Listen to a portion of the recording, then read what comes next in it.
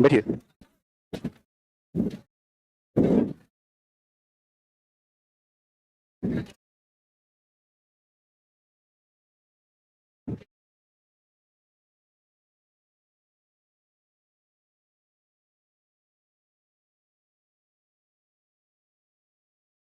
जब बोलेंगे तब आवाज आएगी, ऐसे आ जाएगी। चलिए, तो हम लोगों ने कल यानी थोड़ा तेज चलावा। जो लोग ऑनलाइन जुड़े हैं बहुत सारा नमस्ते आपको, और चलिए शुरुआत करते हैं। ऑफलाइन वालों कोई प्लीज बताओ कौन सा टॉपिक चल रहा है, बता रहे हैं हम। तो बैठो भैया बैठो। धीरे धीरे। आपका कल छुट्टी था क्या? दिन भर था? अच्छा, मेरा नहीं था। हाँ हाँ ठीक है, हैप्पी बर्थडे भैया हमारी भी तरफ से। चलिए पढ़ाई कर लो। तो ये वीडियो में लाइव नहीं हुआ, एक और लाइव होता है भाई, उसको करो। हो गया? अब ये लोग जाने इनकी महिमा। आवाज ठीक है? अभी नॉर्मल होते हो जाएगी। तो काफी मेहनत कर रहे हो आप लोग, है ना? समय भी तो आ ही गया धीरे धीरे, आज 5 तारीख हो गई, तो अब 10 दिन का और मामला बचा हुआ है। क्या बेटा? अच्छा अच्छा, क्लास ही करते रहते हो दिन भर? हाँ, बट अपना भी दोहराओ तो तभी काम बनेगा, है ना? यहाँ से जाओ, यहाँ जाने के बाद थकाई लग जाती होगी। अगर हाँ, जितने लोग रिवीजन करने के लिए आए हो, तो चाहे ऑफलाइन हो चाहे ऑनलाइन हो, तो अपना दोहराएं। तो हम लोगों ने कल देखा था आरएच ब्लड फैक्टर, याद है? और देखा था जिनमें आरएच मिलता है वो पॉजिटिव, जिनमें नहीं मिलता वो नेगेटिव। तो आज हम ब्लड सर्कुलेशन की लास्ट क्लास करते हैं। आज हमें सीखना है रक्त नलिकाओं के बारे में, और प्लस में ये जानना है कि मानव का जो हृदय है वो कैसे काम करता है। तो जो बचा हुआ रक्त का हिस्सा है उसे देख लेते हैं, बाकी ये दो टॉपिक बहुत आसानी से समझते हैं। तो हमने देखा था कि एक था आरएच ब्लड फैक्टर, और इसी को हम लोगों ने पिछली क्लास में कवर किया है, और देखा था कि जिनमें आरएच था वो आरएच पॉजिटिव, जिनमें आरएच नहीं था वो आरएच नेगेटिव। इनमें हमें मिला था एबी पॉजिटिव, ये सर्वग्राही, और एक मिला था ओ नेगेटिव, ये था सर्वदाता। इतनी बातें हम लोगों ने पहले कल वाली क्लास में कर रखी है। अब लिखिएगा आरएच फैक्टर में रक्त का आदान प्रदान, लिखिए हेडिंग आरएच फैक्टर में रक्त का आदान प्रदान, और ऐसे लिखिएगा एक तरफ दाता और दूसरी तरफ लिखिएगा ग्राही। एकदम शांत रहना, बोलते हुए पाए जाओगे तो क्रिस का गाना सुनना पड़ेगा। लिखिएगा दाता और ग्राही। तो जैसे हमने एबीओ ब्लड ग्रुप में देखा था, सेम वैसे ही तरीका है यहाँ भी। जैसे देखो, अगर कोई व्यक्ति आरएच नेगेटिव है, यानी कि उसमें आरएच नहीं है, तो वो किसी आरएच नेगेटिव वाले को ब्लड दे सकता है, कोई दिक्कत नहीं आएगा, क्योंकि कल हमने बताया था सेम मामलों में दिक्कत नहीं आती है, यानी ये कहानी सही है। यदि मान लो कोई व्यक्ति आरएच नेगेटिव है और जो ग्रहण कर रहा है वो आरएच पॉजिटिव है, ये भी मामला ठीक है, प्रॉब्लम नहीं है। क्यों? क्योंकि जो ग्रहण कर रहा है उसमें एंटीजन है, लेकिन जिससे ले रहा है उसमें एंटीजन नहीं है। तो जो बिल्कुल क्लियर क्रिस्टल है उससे ब्लड लेने में कोई प्रॉब्लम नहीं जाएगा, क्योंकि उसमें दोनों है, यानी कि आरएच पॉजिटिव भी है, यानी कि आरएच नेगेटिव वाला भी था वो आ गया तो आरएच पॉजिटिव हो गया वो। एक और हो सकता है, यदि हम आरएच पॉजिटिव और ये कैसा होगा, ये भी ठीक है क्योंकि इसमें भी सेम है, कोई प्रॉब्लम नहीं। हाँ, प्रॉब्लम यहाँ आएगी यदि कोई आरएच पॉजिटिव वाला व्यक्ति अपना ब्लड किसे दे दे, आरएच नेगेटिव, तो ये स्थिति बहुत कॉम्प्लिकेटेड हो सकती है ना? तो ये हमें ध्यान में रखना है, कंडीशन नंबर 4। तो इसे बनाइए और नीचे एक नोट लिखिएगा इसको बनाने के बाद। चौथी स्थिति अच्छी नहीं है, लिखिएगा आरएच पॉजिटिव रक्त आरएच नेगेटिव को नहीं दिया जा सकता। आरएच पॉजिटिव रक्त आरएच नेगेटिव वाले व्यक्ति को नहीं दिया जा सकता। आरएच पॉजिटिव रक्त आरएच नेगेटिव वाले व्यक्ति को नहीं दिया जा सकता। आरएच पॉजिटिव रक्त आरएच नेगेटिव वाले को नहीं दिया जा सकता। कौन चला रहा है भाई? आपने एडीएम लाइव क्यों नहीं किया है? बच्चे लिख रहे हैं क्या? तुम जानते हो चलाने? क्यों जा रहा है? एडीएम नहीं जाता? बुलाओ फोन करके उसको, हेड को बुलाओ अपने। बच्चे लिख रहे हैं, सुनाई देता? देखते नहीं कमेंट होगा आप लोग, रोबोट की तरह बैठे रहते हो। हम कर रहे हैं भैया, थोड़ा सा वेट करो। छात्र ही तो हमारे सब कुछ है, ध्यान नहीं देता है। एक भी अगर छात्र को दिक्कत हुई, चाहे वो ऑफलाइन हो या ऑनलाइन हो, तो पीड़ा यहाँ होती है अंदर में, कारण कि आप ही तो हो सब कुछ, और आपको अगर दिक्कत हुई तो फिर क्या मतलब है? क्या कह रहा है? थोड़ा सा वेट करिए, मैं बात कर रहा हूँ, रुको ना।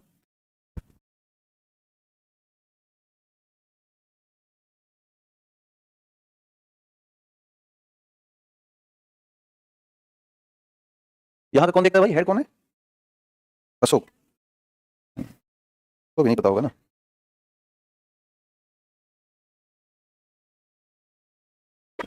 हेलो, ये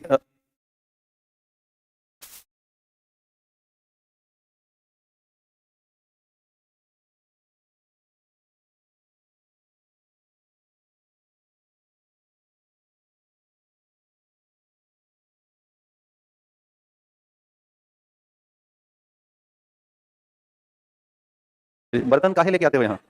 हाँ? बर्तन धोएगा बैठ के। अब मैं कहूँ कुछ, कल किसी का 4 बिंबार साबुन यहाँ छूट गया था, और वो था बर्तन मांजने वाला, वो जो आता है स्क्रबर। तो स्क्रबर शायद 3 इधर था, किसका था पता नहीं किसका था। और हाँ भाई, आपको भरोसा अगर नहीं है, परसों परसों की बात है, मैं आपको बताऊं, और किसी का 2 कुकर छूटा है यहाँ, छोटा छोटा था। अब अच्छा, वो एक कुकर उधर रखा था कल, और हाँ? अब आप लोग भरोसा नहीं हो रहा होगा ना, होगा ही नहीं, हम जानते हैं, है ना? पर ये सब चीजें तब लोग 3-4 दिन पहले की बात है, यहीं किसी ने भात और सब्जी गिराया था, इतना भात था और उसी के ऊपर सब्जी। तो मैं आया देखा, तो अब आप भरोसा नहीं करोगे नहीं, तो फिर थोड़ी देर बाद क्या किया उसने कि ऊपर ऊपर उठा लिया, मैं सोचा नीचे नीचे के छोड़ दिया। फिर हमने कुकुर बुलाया और कुकुर आके उसको खाया। मैं मना नहीं कर रहा हूँ खाना लाने के लिए, लेकिन मतलब भगोना है, कुकर है ना, कल छू लेके आते हो, है ना? कल किसी का, आप विश्वास करोगे नहीं, मुझे पता है कल किसी का 3 चक्कू छूट गया था। अरे चक्कू लेके क्यों आते हो? हैं? मतलब चाकू ले आओ समझ में आता है, चक्कू लेके क्यों आते हो? हैं? क्या? अच्छा अच्छा नहीं नहीं बच्चियों, थोड़ा ये सब चीजें डेकोरम मेंटेन करो। कल को ऑनलाइन कोई सुन रहा है, मना नहीं कितने किलोमीटर दूर बात जा रही है, अच्छी बात नहीं है। कल से प्रयास करना कि जो भी है, हम मना नहीं कर रहे हैं, लेकिन जैसे अब दाल भात खाना है तो एक पत्ता ले लो। यहाँ मैं कुछ नहीं बोलूंगा, विवाद हो जाएगा, है ना? सर आप, अच्छा अच्छा सर आप गलत बोले, अच्छा वही मैं कह रहा हूँ, भरोसा नहीं करोगे मैं पहले ही बताया मुझे, आई नो ऑलरेडी। तो प्लीज साइंस का, अरे यार इसका ऑनलाइन का पहले ब्लॉक कर दो। ये रोज आ जाता है ये करने के लिए कि प्लीज साइंस का ऑनलाइनर डाल दो, मिल गया है तो काहे नरक मचा रखे हो? और उसको पढ़ोगे कितना? पढ़ पाओगे तो काहे नरक मचाए? मेरी बात याद रखना बेटा, नोट्स जो आप बना रहे हो वही आपके लिए काफी है। दुनिया का कोई मैटर आपका सपोर्ट नहीं कर सकता है, और करना भी मत, कोई मतलब का नहीं होता है। सर टॉनिक बैच ऑनलाइन रहेगा, कोई बैच है क्या? लेकिन अब आइए स्टार्ट करते हैं, हो जाएगा इनका। और एडी वाली बैच को मैंने बोल रखा है, तो इनके पास 2 विकल्प है, या तो अभी जस्ट जोड़ रहे हैं, या तो फिर वीडियो रिकॉर्ड करके 1 घंटे बाद अपलोड कर देंगे, ठीक है? इधर ध्यान दीजिए, लिखिएगा आरएच क्या क्लास में, हाँ आरएच प्लस वाला रक्त आरएच नेगेटिव को नहीं दे सकता। हालांकि आगे हालांकि पहली बार या एक बार संभव है, हालांकि एक बार दिया जा सकता है, इसलिए हालांकि एक बार दिया जा सकता है, हालांकि एक बार दिया जा सकता है, परंतु दोबारा उसी व्यक्ति को रक्त चढ़ाने से, परंतु दोबारा उसी व्यक्ति को रक्त चढ़ाने से मृत्यु हो सकती है, दोबारा उसी व्यक्ति को रक्त चढ़ाने से मृत्यु हो सकती है।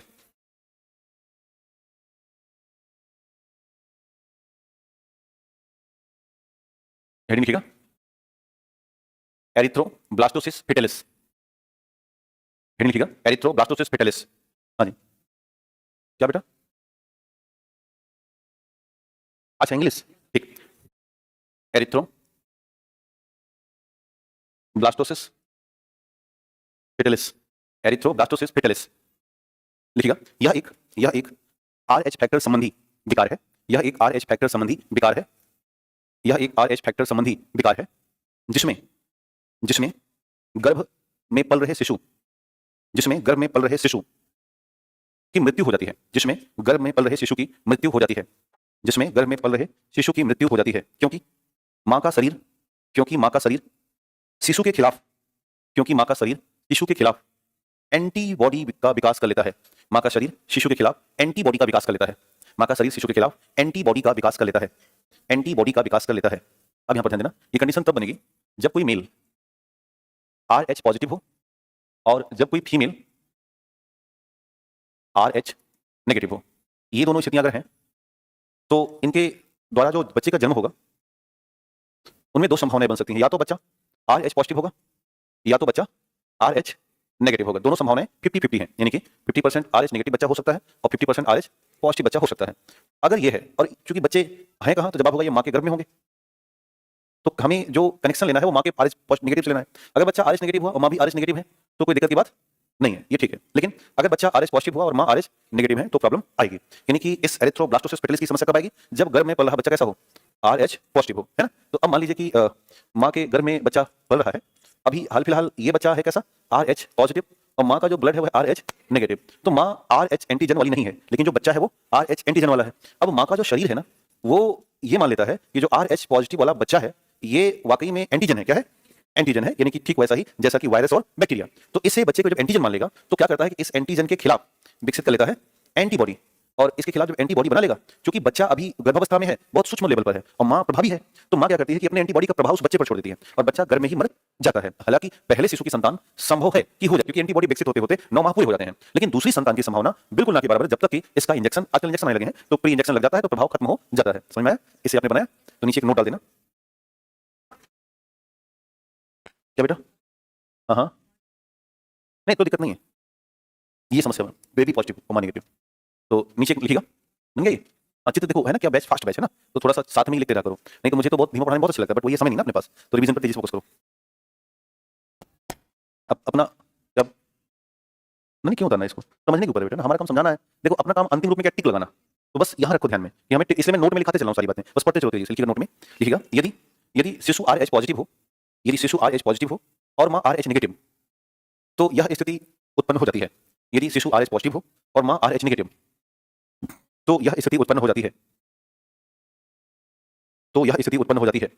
हालांकि हालांकि पहला गर्भधारण हो जाता है, हालांकि पहला गर्भधारण हो जाता है, हालांकि पहला गर्भधारण हो जाता है, परंतु दूसरे गर्भधारण में समस्या आती है। पहला गर्भधारण हो जाता है परंतु दूसरे गर्भधारण में समस्या आती है। नेक्स्ट लिखिएगा बॉम्बे ब्लड ग्रुप।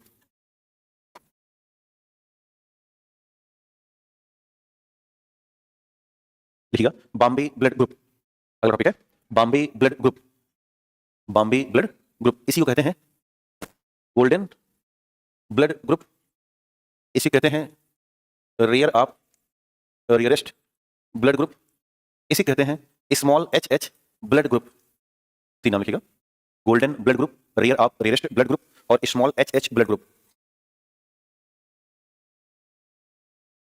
इसकी खोज करता है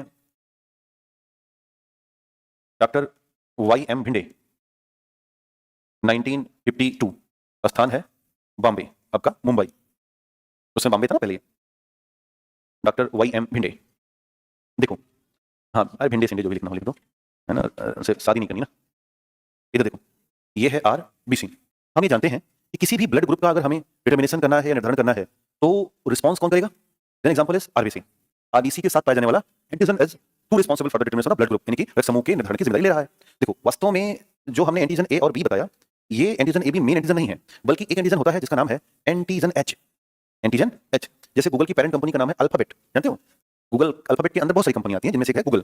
वैसे ही जो एंटीजन H होता है इसके आधार पर बनता है एंटीजन A और एंटीजन B। ये बात ध्यान रखनी है तुमको कि जो रूट एंटीजन है हमारा वो है एंटीजन H। बट अगर हम बात कर रहे हैं बॉम्बे ब्लड ग्रुप में, तो बॉम्बे ब्लड ग्रुप में ये जो रूट एंटीजन H था ये नहीं पाया गया। एंटीजन H ये पाया नहीं गया, अनुपस्थित है, और इसकी जगह पे हमें जो मिला वो मिला एंटीजन स्मॉल h। क्या मिला? Small h। इसीलिए इसका नाम क्या रखा गया? HH blood group. तो एक तो जानकारी ये भी नीचे कॉपी बनाना कि ये एंटीजन H, इसको हम रूट बोलते हैं। ये रूट एंटीजन है जिसके बेस पर A और B मिला था और इसी ने ABO ब्लड ग्रुप बनाया था। लेकिन बॉम्बे ब्लड ग्रुप में ये नहीं है। कौन सा है? ये वाला है एंटीजन H, स्मॉल h और कैपिटल H का मामला है। तो अब आपसे पूछ सकता है एग्जाम में, बहुत कठिन एग्जाम अगर कर दिया तो पूछ लेगा कि बॉम्बे ब्लड ग्रुप में कौन सा एंटीजन स्मॉल h, तो वहां पर टिक लगा सकते हो, नीचे नोट में लिखिएगा, बन गया हो तो बताना। लिखिएगा बॉम्बे ब्लड ग्रुप वाला व्यक्ति, बॉम्बे ब्लड ग्रुप वाला व्यक्ति किसी को भी रक्त दे सकता है। बॉम्बे ब्लड ग्रुप वाला व्यक्ति किसी को भी रक्तदान कर सकता है। बॉम्बे ब्लड ग्रुप वाला व्यक्ति किसी को भी रक्तदान कर सकता है, किसी को भी रक्तदान कर सकता है। नोट नंबर 2 लिखिएगा, नोट नंबर 2 लिखिएगा बॉम्बे ब्लड ग्रुप वाला व्यक्ति केवल, बॉम्बे ब्लड ग्रुप वाला व्यक्ति केवल बॉम्बे ब्लड ग्रुप वाले से ही रक्त ले सकता है। बॉम्बे ब्लड ग्रुप वाला व्यक्ति केवल बॉम्बे ब्लड ग्रुप वाले से ही रक्त ले सकता है, केवल बॉम्बे ब्लड ग्रुप वाले से ही रक्त ले सकता है, केवल बॉम्बे ब्लड ग्रुप वाले से ही रक्त ले सकता है। क्लियर हो गया? तो ये ध्यान रखना, नीचे एक नोट डाल दो, नोट नंबर जो भी होगा। एक नया रक्त समूह है इनरा, INRA, तो लिख देना इनरा रक्त समूह नया रक्त समूह है, इनरा रक्त समूह नया रक्त समूह है। हाँ नोट नंबर 3 जो भी होगा ये अलग है, बॉम्बे ब्लड ग्रुप से अलग है। इनरा रक्त समूह एक नया रक्त समूह है जो कि 2016 में सूरत में पाया गया। इनरा रक्त समूह एक नया रक्त समूह है जो कि 2016 में सूरत में पाया गया, और यह भी दुर्लभ समूह है। 2016 में सूरत में पाया गया और यह भी दुर्लभ समूह है, यह भी दुर्लभ समूह है, यह भी दुर्लभ समूह है। एक और लिख देना PRIB, नोट नंबर 4 लिखिएगा PRIB रक्त समूह वर्ष 2025 में, PRIB रक्त समूह वर्ष 2025 में प्राप्त हुआ नया रक्त समूह है। PRIB वर्ष 2025 में प्राप्त हुआ नया रक्त समूह है जिसे बंगलुरु से प्राप्त किया गया, जिसे बंगलुरु से प्राप्त किया गया, जिसे बंगलुरु से प्राप्त किया गया, जिसे बंगलुरु से प्राप्त किया गया। बंगलुरु नहीं जानते हो? रहने दो भाई, मत लिखो है ना। अगर आपको बंगलुरु लिखने नहीं आ रहा है तो बा लिख के छोड़ दो, जिसे बा से पाया गया। ऐसे एक दिन मैं, आज ही क्लास का है, मैंने कहा कि we know that FM and which is called the frequency modulation. तो मैंने लिखा नहीं, मैंने मुझसे बोल दिया। अब कह रहा है सर कि एक अंग्रेजी वाला बच्चा उठा, कह रहा है कि अंग्रेजी बैच है तो मॉड्यूलेशन की स्पेलिंग बता दीजिए। तो मैंने कहा भाई रहने दे, रहने दे, कोई मतलब की बात नहीं है, क्योंकि आपको ठीक है दरोगा वाले पूछे उनका स्वीकार होता है, बट कोई BPSC का पूछे कि प्लीज नो अबाउट या tells about the spelling of modulation, उसको तो मेंस लिखना है, उसको तो 3 घंटे में लगभग 5000 शब्द लिखने हैं, तब जाके नौकरी हासिल करेगा। तो इससे लाख गुना बेहतर है या तो भाषा बदल ले या तो फिर रहने दे भाई, क्योंकि लंबी लड़ाई लंबी है ना, आम लड़ाई ना है ये। आज देखो पहले गांव में एक खेल चलता था दही हांडी वाला, तो गांव में अभी भी चलता ही है, बट हम लोग बड़े गरीब लोग थे, इसमें मटकी में 10 रुपया 20 रुपया का सिक्का डालते थे, लेकिन इस मटकी की जो ऊंचाई थी बहुत ऊपर नहीं थी, ऐसे ही बांस बांध के टांग देते थे, बस जाके टक से तोड़ देना था, तोड़ने पे मिलता था 10 रुपए। लेकिन जब मैं दिल्ली आया मैंने देखा कि दिल्ली में हमारी सोसाइटी में 20 मंजिला ऊपर मटकी है, लेकिन इसमें रखा है सोने का सिक्का, सोने का सिक्का है, लेकिन ऊंचाई कितनी है 20। सेम यही है नौकरी, जितना ज्यादा शानदार व्यवस्था उतना शानदार ऊंचाई, आसानी से मिलने वाला नहीं है। समझ में आई बात? तो बस जीवन की व्यवस्था है यही। कहां से आ रहे हो ए भैया, कहां से आ रहे हो राजा जी? कहीं से इनका मन किया कि लाओ चलते हैं, ऐसा मन किया कि ये बैठे थे, वो रहे थे कमरे में थे ये, फिर अचानक इनको एक सपना, गंदा गंदा सपना आया तो इन्होंने कहा कमरे में रुकेंगे गाढ़ा हो जाएगा तो ये फिर सोचे कि लाओ चलते हैं, क्योंकि पहले एक बार लाइव चेक किए, क्लास चल रही है क्या, देखे तो मैं दिख गया, फिर चल चलो क्योंकि बाद ये पहुंच गया आगे, है ना। चलिए कुछ रेगुलेशन दिमाग में रखा करना भाई। तो लिखा आपने CIRB। अब हम एक नए टॉपिक पर चलिए, हेडिंग ब्लड ग्रुप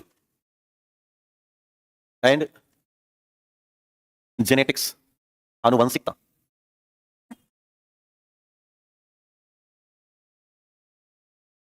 रक्त समूह और आनुवंशिकता, लिखिए हेडिंग रक्त समूह और आनुवंशिकता। तो देखो अभी अगर हम बात करें AB रक्त समूह की,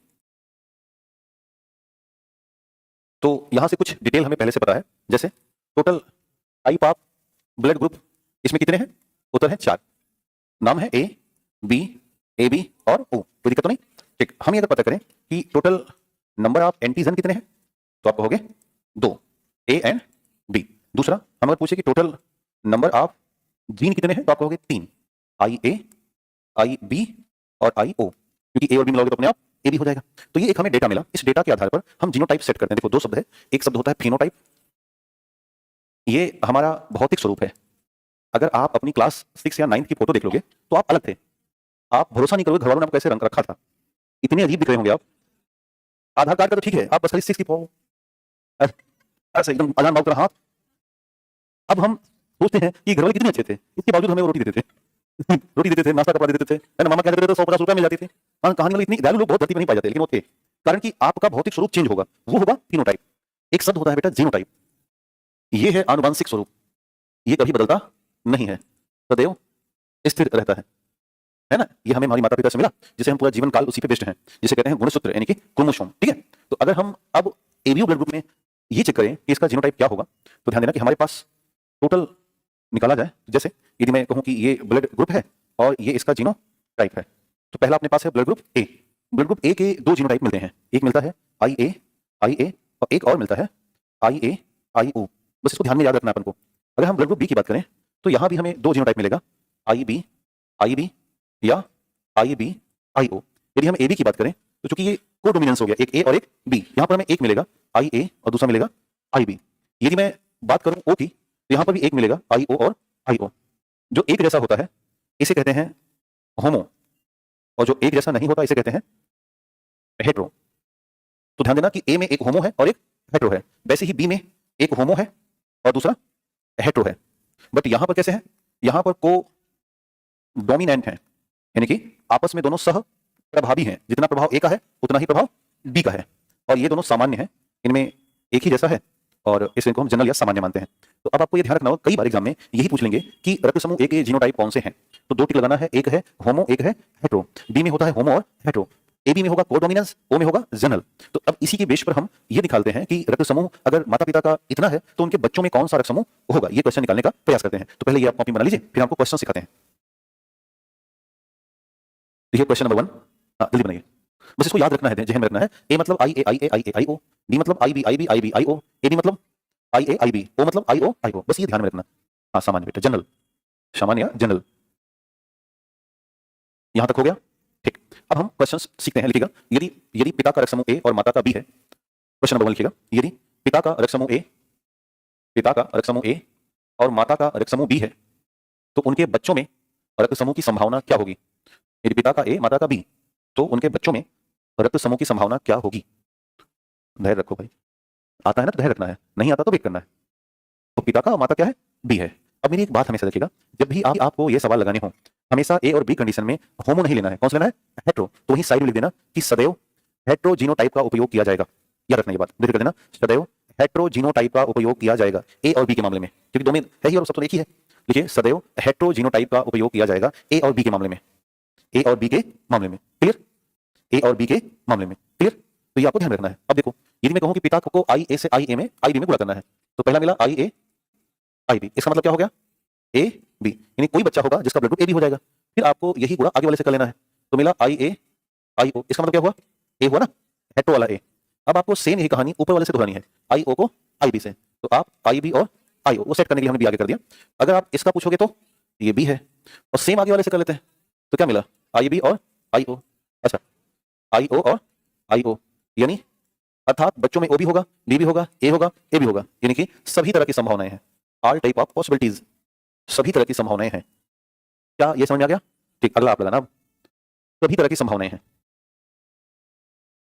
सभी तरह की संभावनाएं लिखिएगा। यदि क्वेश्चन नंबर 2 लिखिएगा, ये शायद पहले लगाओ इसको अच्छे से, एक तो सीख लो अच्छे से।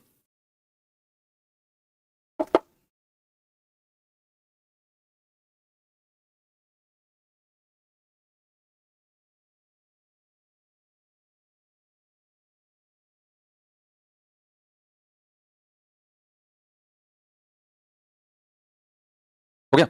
अब लिखिएगा, यदि पिता ए और माता का रक्त समूह ए है, दोनों का ए, यदि पिता का ए और माता का रक्त समूह ए है, क्वेश्चन नंबर 2 है, यदि पिता ए और माता का भी ए है, तो आप कौन सा लोगे, हेट्रो की होमो? हाँ देखो, होमो लिया जा सकता है, लेकिन ना बहुत बार करना पड़ेगा, हेट्रो एक ही बार में निकाल देता है। तो अब इसको लगा के देखो जरा, जैसे मैंने पहला वाला बताया वैसे इसको लगाओ, तो बहुत सिंपल सही है। एक हो गया आई ए आई ओ, दूसरा हो गया आई ए आई ओ, ये तो हुआ। अब हमें मल्टीपल कर लेना है, तो एक गुणा यहां से यहां करेंगे तो निकलेगा आई ए, फिर अगले वाले से कर लेंगे, निकलेगा आई ओ, इसका आ गया ए, इसका भी आ गया ए। अब ऊपर वाले से करेंगे आई ए, फिर आगे वाले से, सॉरी मैं इसे आई ओ, और फिर आगे वाले से करेंगे तो आई ओ और आई ओ। ये परसेंट नहीं चलता बेटा इसमें, ओ। तो आप देखिए, तो अगर कॉमन ले लें, इसमें कॉमन चलता है बेटा, तो कॉमन हो गया ए और एक हो गया ओ, दो की संभावनाएं हैं, या तो ए हो गया, तो कौन सा नहीं होगा, ये दो नहीं होंगे। लग गया? क्वेश्चन नंबर 3 लगाइए। देखिए, यदि पिता ए बी और माता अच्छा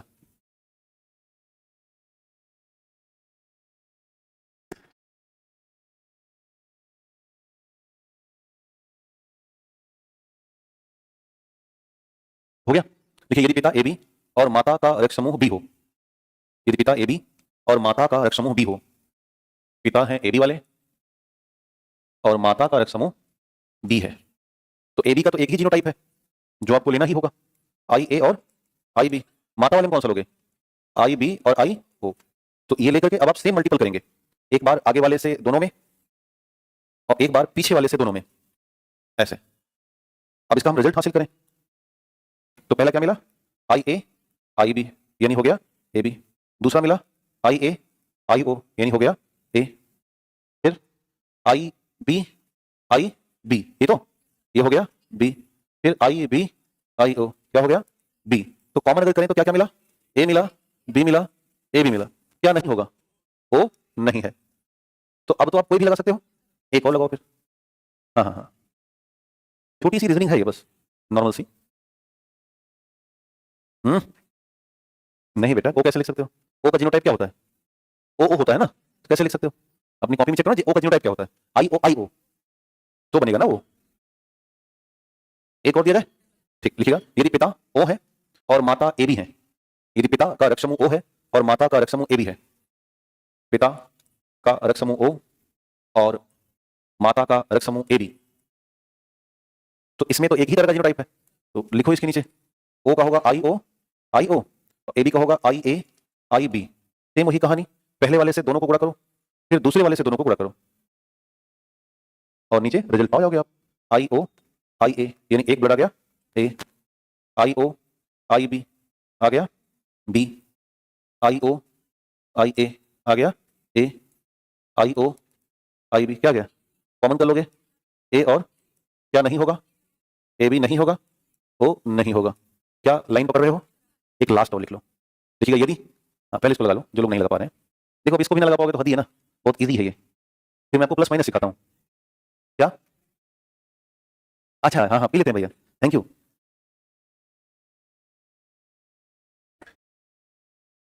एक और लिखिएगा, यदि यदि पिता का रक्त समूह ओ, यदि पिता का रक्त समूह ओ, यदि पिता का रक्त समूह ओ और माता का रक्त समूह, यदि पिता का रक्त समूह ओ और माता का रक्त समूह ए है, पिता का ओ माता का ए, पिता का ओ और माता का ए, पिता का ओ और माता का ए, लगाने का दुस्साहस करिए। आई ओ आई ओ आई ओ आई ए, हेट्रो लेंगे ना इसमें, तो शायद ए और वो आना चाहिए। पक्का? ठीक, बहुत शानदार। तो मेरे हिसाब से अब आप इस तरह की चीजों में आराम से लगा लोगे, कोई दिक्कत तो नहीं आएगा। ठीक, अब देखिएगा RH ब्लड फैक्टर और जेनेटिक्स, RH रक्त समूह और आनुवंशिकता, प्लस माइनस को देख लेते हैं एक बार। यस सर, समझ में आ रही है, बहुत बड़ी बात है। RH में देख लेते हैं, RH blood group and genetics, RH blood group and genetics. ध्यान देना, अब RH में दो ही कहानी है, या तो कोई एक RH पॉजिटिव होगा या तो कोई एक RH नेगेटिव, यानी कि दो ही ब्लड ग्रुप हैं, और एक इसके पास जीन है जिसका नाम है RH, है ना, जिसको हम बोलते हैं एंटीजन। तो उसके आधार पर RH के पास दो जीनोटाइप मिलते हैं, एक मिलेगा कैपिटल R, एक मिलेगा कैपिटल R स्मॉल r। ये है होमो और ये होगा हेट्रो। समझ बात आ गई?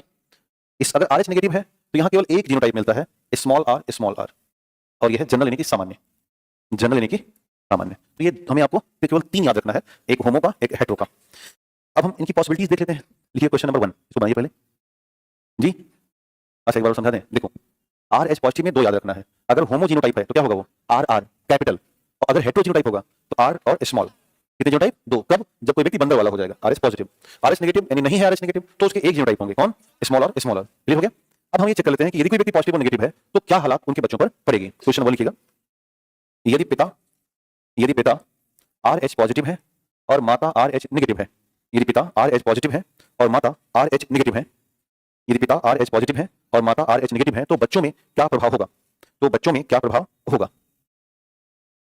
तो पिता के मामले में हमें क्या पता चला? RH पॉजिटिव, और माता, शायद यही कहानी कहां बनी थी? एरिथ्रोब्लास्टोसिस पिटिलिस, याद आ रहा है? तो ये हो गई RH नेगेटिव। अब ध्यान देना, हमेशा होमो और हेट्रो में कौन सा उठाओगे? हेट्रो। तो पिता का हेट्रो क्या होगा? Capital R small r। ये है जीनोटाइप। माता के पास एक ही होगा, पता? तो बस सेम तरीका है, इससे गुणा कर दो, तो कैपिटल R स्मॉल r। ये क्या होगा? बच्चा RH पॉजिटिव होगा, क्योंकि RH मतलब RH पॉजिटिव, बच्चा RH पॉजिटिव होगा। इधर देखते हैं, RH यानी कि 50% चांस है कि बच्चा RH पॉजिटिव हो और 50% चांस है कि बच्चा RH नेगेटिव हो। तो सेम वही तरीका है, बाकी कोई चेंज नहीं है, बस खाली हमें इनका जीनोटाइप याद रखना है कि प्लस वाले में सेम दो जीनोटाइप होंगे, एक कैपिटल R और एक कैपिटल स्मॉल r। हेट्रो ही उठाना है जिससे इजी हो जाता है, और नेगेटिव है तो स्मॉल r। कई जगहों पे R की जगह D लिखा होगा, यानी कि कैपिटल D स्मॉल d, और स्मॉल d और ये, बट उससे कोई मतलब नहीं, खाली नोटेशन है, तो आप RC ध्यान में रखें। दूसरा चांस ये बन सकता है कि पिता पॉजिटिव हो और माता को भी पॉजिटिव कर देते हैं, करके देखते हैं। क्वेश्चन नंबर 2 लिखिएगा, यदि पिता RH पॉजिटिव, कंडीशन नंबर 1, और यदि माता RH पॉजिटिव, दोनों के जीनोटाइप की व्यवस्था देखो, तो हम हेट्रो ही उठाएंगे और मल्टीपल करना शुरू करेंगे। पहला आ गया कैपिटल R, यानी कि कोई ऐसा बच्चा है जो RH पॉजिटिव हो रहा है, फिर चलते हैं कैपिटल R स्मॉल r। कोई और बच्चा है जो RH पॉजिटिव हो रहा है, पॉजिटिव बेटा, नेगेटिव नहीं, नेगेटिव जो दोनों स्मॉल आएगा। फिर ऊपर देखते हैं कैपिटल R स्मॉल r। अगला बच्चा भी कैसा हो गया? पॉजिटिव बेटा, माथा दिमाग से लेके बोलो। इस बार क्या हो रहा है? मतलब कोई उम्मीद नहीं कर सकता कि जब दोनों पॉजिटिव हैं तो बच्चा नेगेटिव कैसे, जबकि सच्चाई है कि 75% ही क्या है? पॉजिटिव है, और 25% नेगेटिव के चांस बन रहे हैं। और यही बार बार एग्जाम में आ जाता है, कारण कि ध्यान नहीं जाएगा ना कि दो पॉजिटिव तो संभव ही नेगेटिव का, और सच्चाई है कि संभावना दिख रही है। एक बच्चा 25% कहानी कैसी हुई? नेगेटिव की बन रही है। तो इस तरह से सवाल अगर आया, दरोगा में हालांकि ऐसा सवाल पूछने की हिम्मत नहीं है उनकी, है ना, इतना टफ सवाल पूछना शुरू कर दिया तो फिर दरोगा वाले उड़ जाएंगे। हाँ, तो समझ में आया? इस तरह से लग सकता है, नेगेटिव में अगर लगा के देखोगे तो दोनों नेगेटिव होगा, क्योंकि स्मॉल तो उसकी आवश्यकता नहीं है। अब आइए नए चैप्टर चलते हैं। लिखिएगा रक्त नलिका, हेडिंग रक्त नलिका या ब्लड वेसल्स, हेडिंग रक्त नलिका या ब्लड वेसल्स। अगला चैप्टर है रक्त नलिका या ब्लड वेसल्स।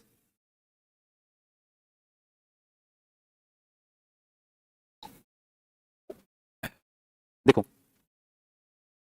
अपने पास दो बड़े आकार की और रक्त नलिकाएं हैं, एक है आर्टरीज या इन्हें कहते हैं धमनी, और एक और है जिन्हें कहते हैं वेन्स यानी कि सिरा।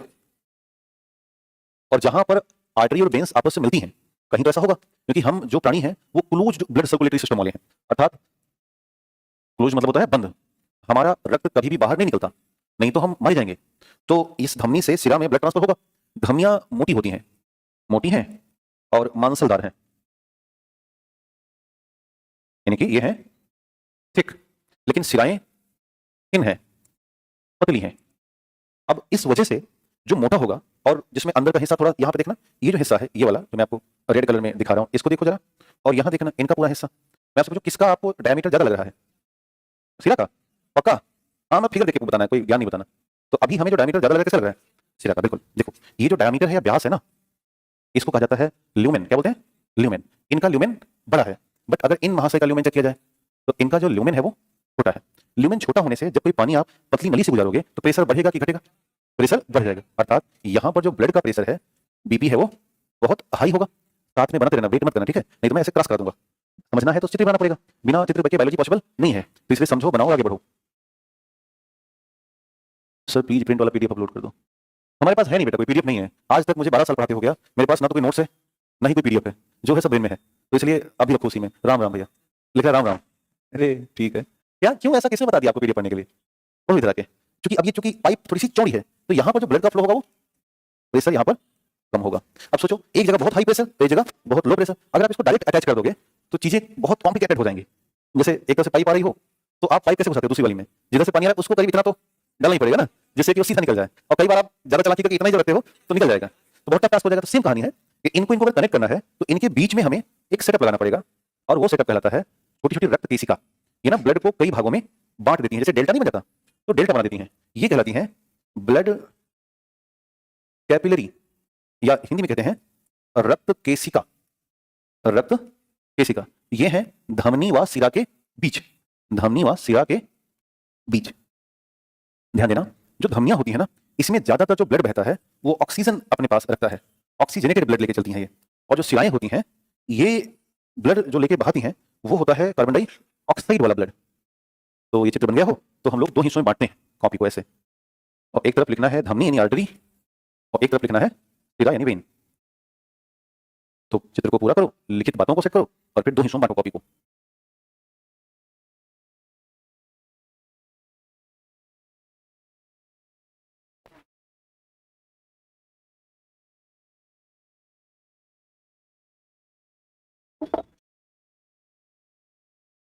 बन गया तो बताना। अरे तुम्हारे बनने से क्या होता है? हाँ, लाइक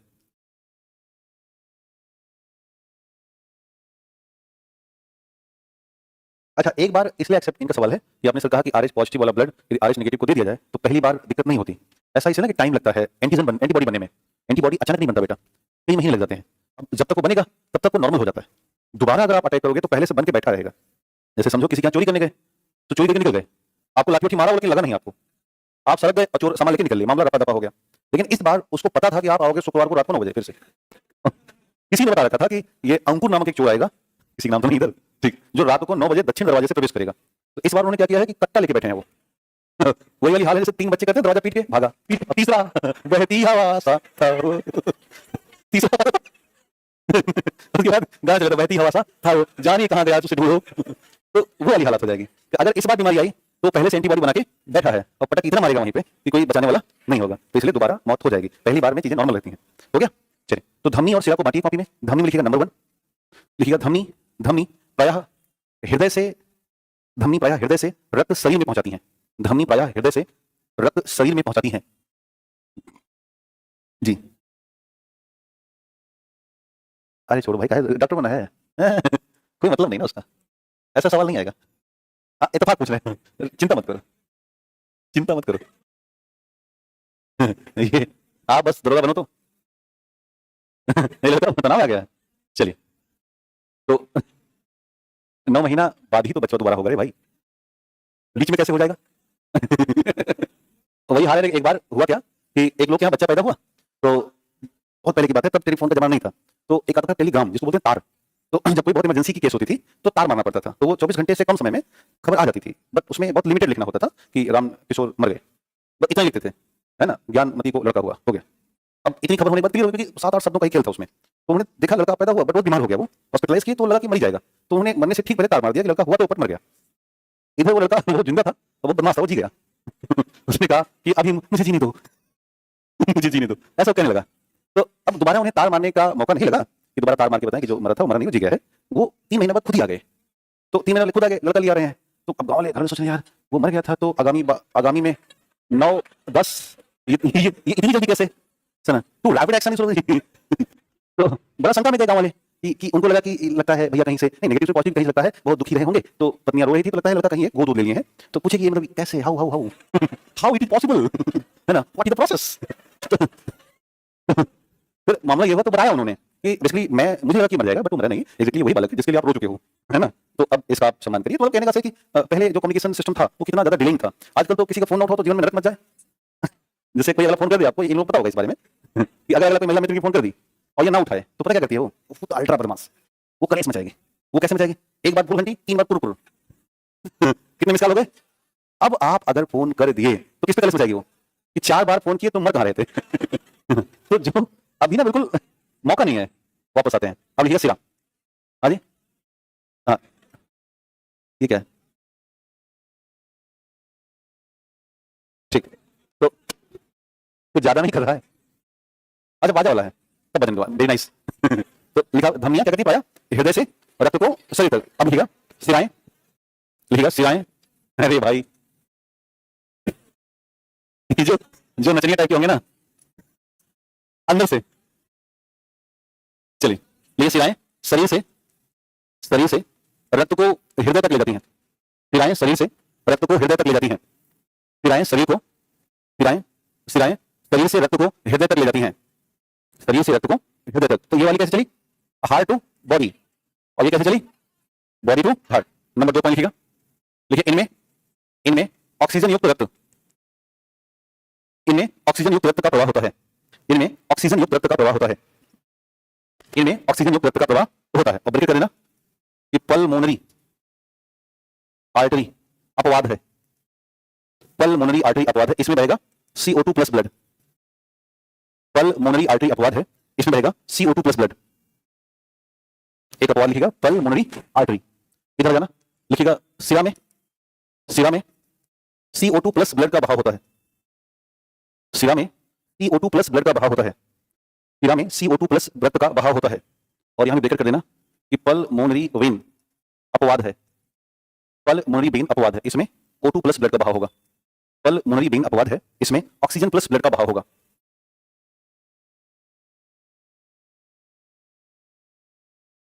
अब लिखना तीसरा पॉइंट, ये मोटी और मांसलदार है तथा उच्च बीपी है। मोटी और मांसलदार है तथा उच्च रक्तदाब है। मोटी और मांसलदार है तथा उच्च रक्तदाब है। पतली है तथा निम्न रक्तदाब है। पतली है तथा निम्न रक्तदाब है। पतली है तथा निम्न रक्तदाब है। अगला पॉइंट डाल देना, इनमें वाल्व नहीं पाया जाता, या होता भी है तो बहुत रेयर होता है। इनमें वाल्व नहीं पाया जाता। जहां पे ज्वाइंट होता है ना पे वाल्व लगते हैं, बट यहां पर ज्वाइंट बहुत कम होता है। इनमें वाल्व नहीं पाया जाता।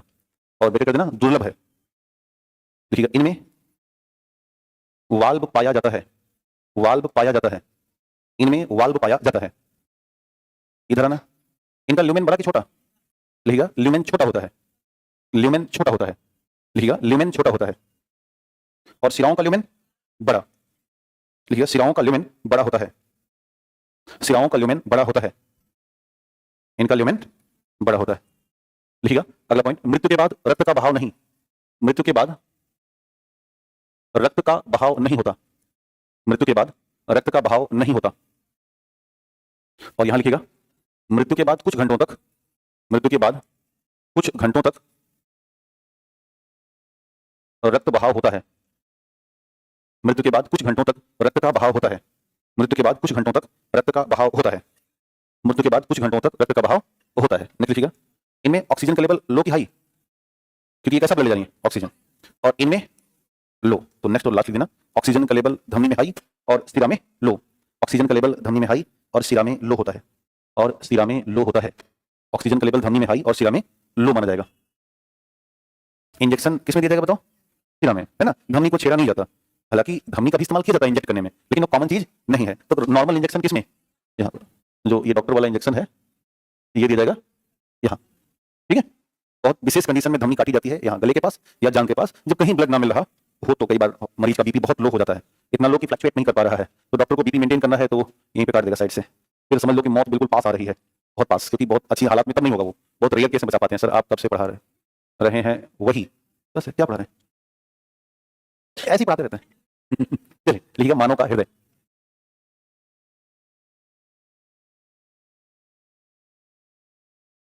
लिखिएगा मानव का हृदय, मानव का हृदय। देखो एक होता है उतक, जिसे कहते हैं पेशी उतक या मस्कुलर टिश्यू बोलते हैं अंग्रेजी भाषा में।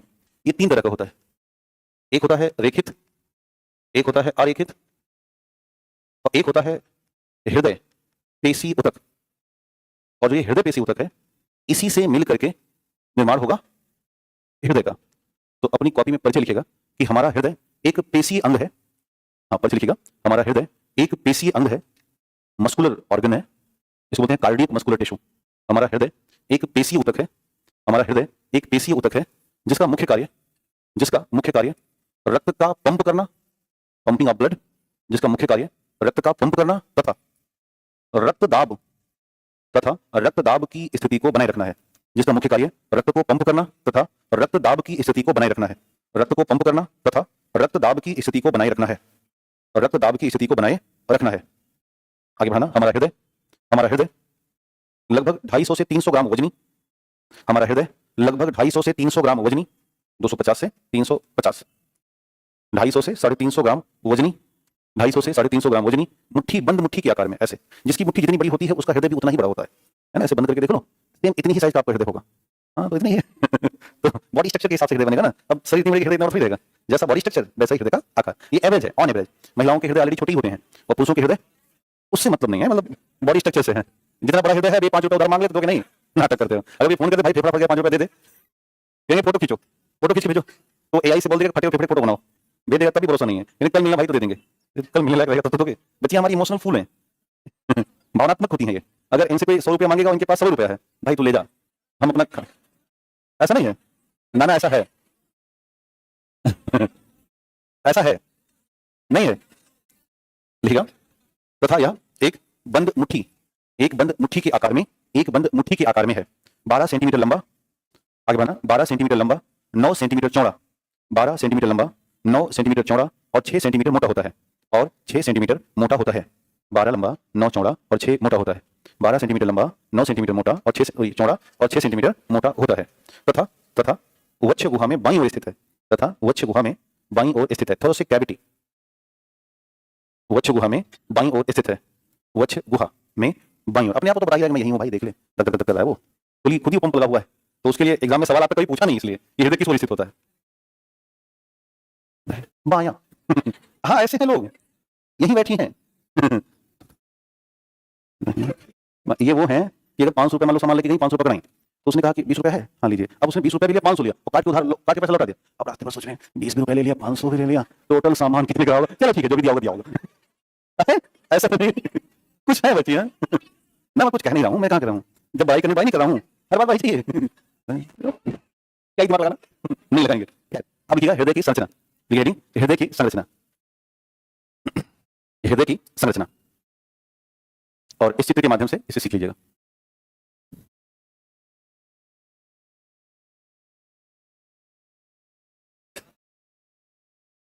ऐसे ध्यान देना इधर, तो पहला ध्यान देना, लिखिए नंबर 1। अब मन करे तो बना लो, ना मन करे तो यहां देख करके लिखो, लिखिए नंबर 1, लिखिए, हाँ लिखते रहो। अच्छा साइड में फिर बनाओ, फिर से बहुत सिंपल है, एक लाइन ऊपर खींचो, एक बराबर से ऐसे गोला मार दो, नीचे लाओ, एक तरफ हो गया, फिर ये ऊपर ले जाओ,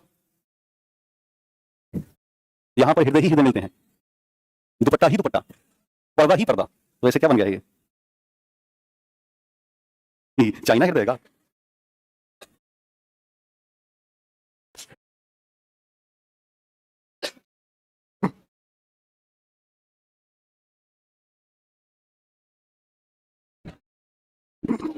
ये कोई टॉनिक बैच आया है 99 का, फ्री का है, अच्छा सब फ्री का रहता है,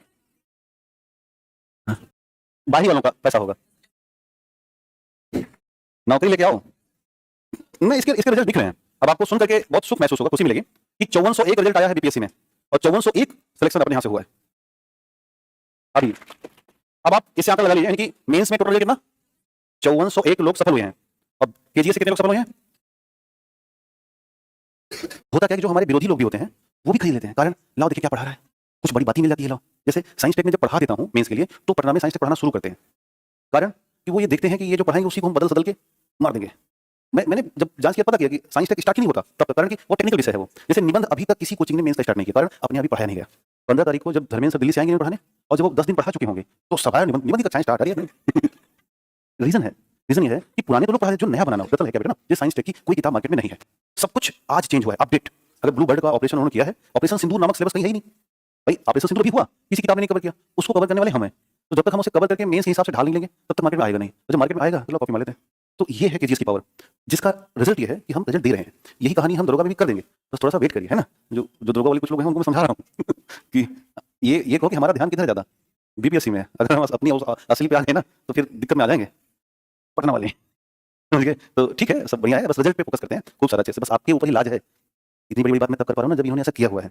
अब इस समय हम लोगों को टीचरों को इतने प्रेशर है कि बच्चे, जैसे अब आप ही हो, मान लो फोन कर दिया मैं, जैसे मेंस हो जाता है तो अपना नंबर उनको दे देते हैं कि आप अधिकारी बन गए तो आपसे मेरा काम लग सकता है। तो ऐसा नहीं है, संस्थान कहता है, कारण कि फिर उनको हमें टैकल करना होता है, पर्सनल गाइडेंस की, ये इस स्तर की बातें करो, यहाँ पे काम करो। तो अभी फोन आता है, जैसे आपने फोन किया, सर मेरा इंटरव्यू 21 तारीख को है, पहला ही दिन, और हमें खान सर की तरफ से, जो कोचिंग की तरफ से जो मॉक मिला है वो मिला है 15 तारीख को, तो थोड़ा पहले करवा दीजिए, या हमारा 1 हुआ है 2 करवा दीजिए, कारण कि अपने पास इस समय जितने भी पिछले 5 साल के रिटायर्ड मेंबर थे वो सब केजीएस में है।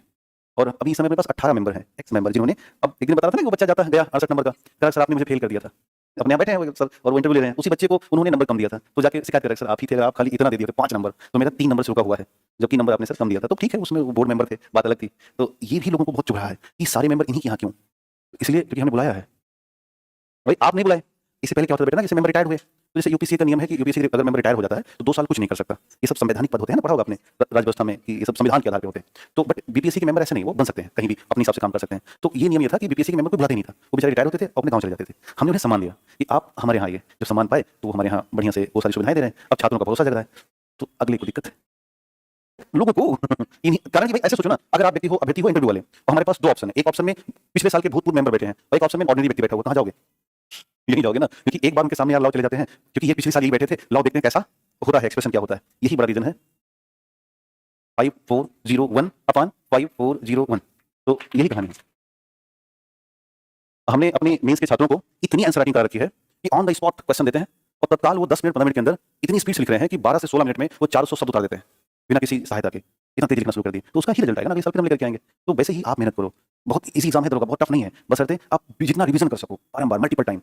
थोड़ा सो, अभी उतना मत सो, जैसे 8 घंटा सोए हो 6 घंटा 5 कर लो। खाना के लिए अगर 2 टाइम खाना बना रहे हो, 1 टाइम कर लो, थोड़ा ज्यादा बना लो, है ना, या 1 टाइम थोड़ा किसी और चीज से काम चलो, 10 दिन में मर नहीं जाओगे भाई। 15 दिन नहीं खाएंगे तो अच्छे से दाल रोटी चावल सब्जी सलाद अचार, तो जीवन नहीं बर्बाद हो जाएगा। लेकिन अभी अगर इतना काम कर लिया गया शक्ति ला सकते हो, है ना। हम अध्यापक लोग बहुत नहीं सोते हैं, कारण कि हमें मैटर बनाना होता है, रिसर्च करना होता है। हम लोग 2 बजे सोते हैं, सुबह 6 बजे उठते हैं। जब हम लोग इतना काम कर सकते हैं तो आपको सोने का अधिकार 2 बजे से पहले है ही नहीं किसी कीमत पर। तो यही करिए, अभी 10 दिन है, 10 दिन गुड़े अगर आप 12 घंटा कर लो, जो कि आप कर रहे हो, यहाँ क्लास में बैठ रहे हो प्लस घर पे जा रहे हो, तो ये 10 दिन गुड़े 12 घंटे को तो 120 घंटे होते हैं, और 120 घंटे में कुछ भी करने की क्षमता हासिल हो सकती है। ये है मेन टाइम। तो ऐसे करिए भैया, जो लोग ऑनलाइन सुन रहे हो आप भी सस्तर पर करिए। बेटा ना आपकी समस्या है, अब जैसे ये सवाल कह रहा है कि मैंने विजेता पढ़ा था, इससे पहले कोई बैच नहीं पढ़ा था, मेरा 56 नंबर आया था, इस बार लेकिन मैं निकाल ले जाऊंगा। तो अब केवल विजेता पढ़ के पूरा नहीं हो सकता ना। तो अब हाँ, विजेता एक सपोर्टर है, आपको फाउंडेशन करना ही पड़ेगा, है ना। अब बेटा ना जो 72 है उसे 92 करना पड़ेगा। कितने का अंतर है? 20 का। लेकिन ये जो 20 का अंतर है ये बहुत खतरनाक अंतर है। 72 75 76 तो खूब घूम रहे हैं मार्केट में, लेकिन हमें उसको 92 ले जाना है। जैसे आप वाले में 62 65 कितना था, 65 से 70, तो आप मानना कि आपके यहाँ 50 वाले बहुत मिलेंगे, 50 52 55, लेकिन 55 को आप 75 कर दो, ये जो 20 का आंकड़ा है ना यही रुला देता है। ये एक एक नंबर सही करना पड़ेगा आपको, इसलिए मार्जिन लेके चला जाता है कि आप अपना जो टारगेट बनाओ वो 85 का बनाओ, कि करते कटाते हम आए तो 82 पर 80 पर रुक जाए। इतना भी अगर हालत खराब हो 80 82 78 79, कई बार उससे व्यक्ति से पूछे, बच्चा है वो इस बार जितना कटा पाया उतना ही नंबर पाया, अगर माइक्रो भी कम होता तो उसकी जान निकल जाती। एकदम खुश है सर, हाँ बच गए क्योंकि मेंस में चला गया, मेंस में और मेहनत करेंगे। तो यही कहानी है कि खूब जिद करिए अभी समय, और सिलेक्शन ला सकते हो। ये सब परीक्षाएं पता जीवन बनाने की परीक्षाएं हैं। अब एक ये बीपीएससी अधिकारी एसडीएम बन गया ना, ये पीढ़ी, अगली आने वाली पीढ़ी और जो पिछली चल रही है, ये तीनों पीढ़ियां एकदम चेंज हो जाती हैं। नया कपड़ा, चेहरे पर वो एकदम निखार, फेयर लवली अपने आप लग जाएगा बिना मेहनत के। रीजन बेटा ना पैसा, सारा खेल पैसे का है।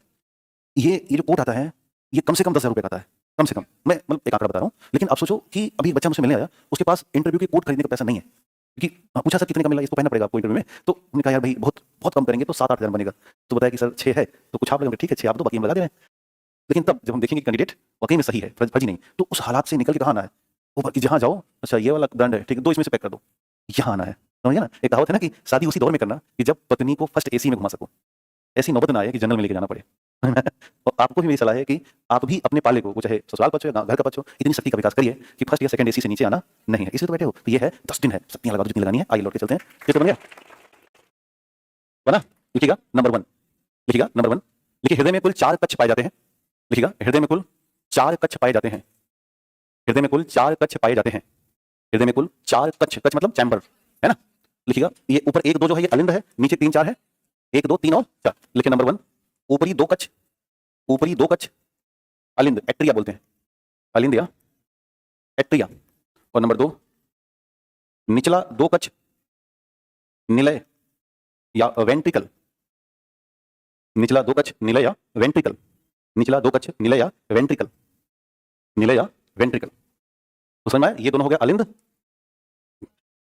और ये हो गया निलय और निलय। पॉइंट नंबर 2 लिखिएगा, हृदय में कुल 4 वाल्व पाए जाते हैं। हृदय में कुल 4 वाल्व पाए जाते हैं। हृदय में कुल 4 वाल्व पाए जाते हैं। हृदय में कुल 4 वाल्व पाए जाते हैं।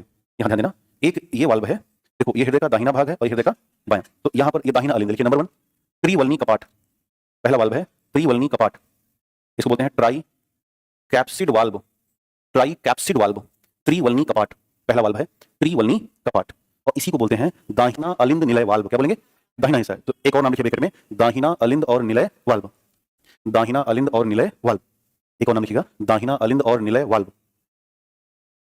दूसरा बेटा यहां बाएं तरफ आओगे तो द्विवलनी कपाट मिलेगा। तो नंबर 2 लिखिएगा, नंबर 2 लिखिएगा द्विवलनी कपाट, द्विवलनी कपाट, इसे कहते हैं बायां अलिंद निलय वाल्व, बायां अलिंद निलय वाल्व, बायां अलिंद निलय वाल्व, बायां अलिंद निलय वाल्व।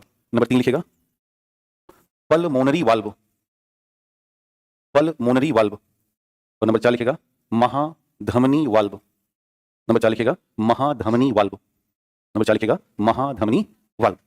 अब अगली निकाल देना, SA नोड, SA नोड। तो आज की क्लास यहीं तक रहेगी, अगली क्लास आपकी है कि नहीं अभी, तो उसका इंतजार कीजिए। Thank you.